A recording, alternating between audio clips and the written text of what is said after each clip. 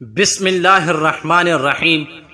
میرے محترم بھائیوں اور دوستو، حضرت مولانا محمد علاء الدین صاحب اپنے کتاب اصلاحی واقعات کے اندر ایک عجیب واقعہ لکھتے ہیں کہ امام شافعی صاحب رحمہ اللہ نے علم فقہ میں وہ کمال حاصل کیا کہ ہر زمانے میں ان کے علم کا اعتراف کیا گیا۔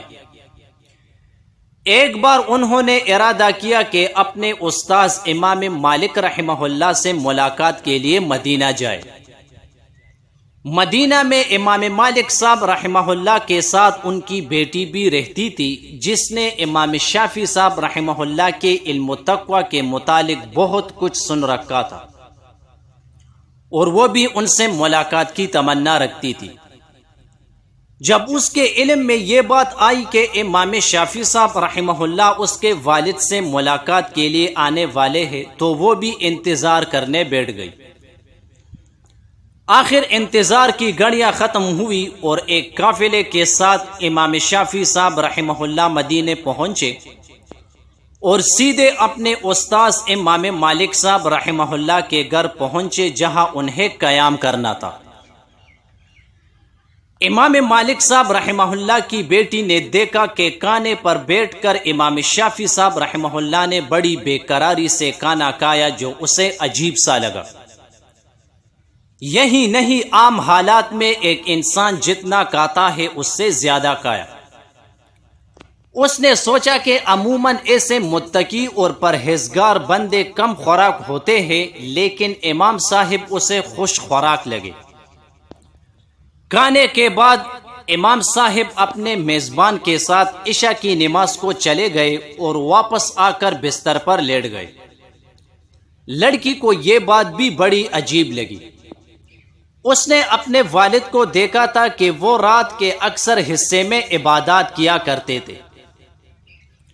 اس بات سے امام صاحب کی جو اس کے ذہن میں شبیہ تھی وہ خراب ہونے لگی۔ صبح کو تہجد میں بھی امام صاحب نہیں اٹھے، بلکہ جیسے ہی اذان کی آواز آئی وہ گھبرا کے اٹھے اور بغیر وضو کیے امام مالک صاحب رحمہ اللہ کے ساتھ فجر کی نماز کے لیے چلے گئے۔ لڑکی کو تعجب کے ساتھ افسوس بھی ہو رہا تھا کہ یہ کیسے متقی ہے۔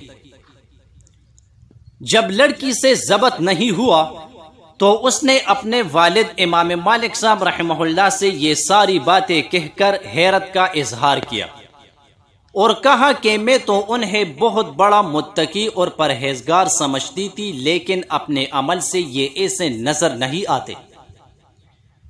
امام مالک صاحب رحمہ اللہ نے امام شافعی صاحب رحمہ اللہ سے اس کا ذکر کرتے ہوئے کہا کہ میری بیٹی ان باتوں کی وجہ سے تم سے بدظن ہو گئی ہے۔ امام شافعی نے کچھ دیر توقف کیا اور فرمایا، جو اس نے دیکھا وہ سچ ہے، لیکن وہ حقیقت نہیں ہے۔ حقیقت یہ ہے کہ جب میں گھر سے قافلے کے ساتھ روانہ ہوا تو پہلے ہی دن میرا کل زاد راہ چوری ہو گیا۔ یہی نہیں بلکہ وہ رقم جو سفر کے خرچ کے لیے میں نے رکھی تھی وہ بھی چلی گئی۔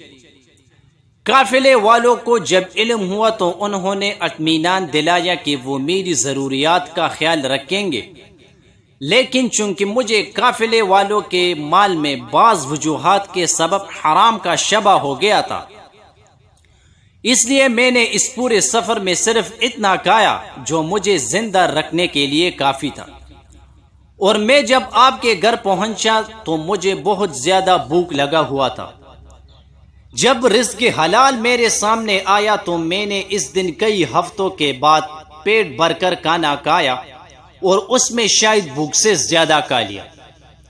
عشاء کی نماز میں نے آپ کی ابتدا میں پڑھی، جس میں آپ نے سورہ بقرہ کی فلاح آیات پڑھی تھی، اور میں تب ہی سے گھر واپس آتے ہوئے انہی آیات پر غور کر رہا تھا، یہاں تک کہ میں نے ان سے مسائل کا استنباط شروع کیا، اور رات بھر میں نے ان سے 99 مسائل نکالے، اور یہ سب آپ کے گھر کے برکت والے کھانے کی وجہ سے تھا۔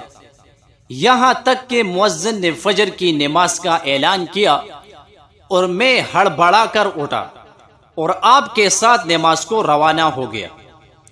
چونکہ میں سویا ہی نہیں اس لیے وضو کی حاجت نہیں تھی، اور اسی وضو سے میں نے فجر پڑھ لی تھی۔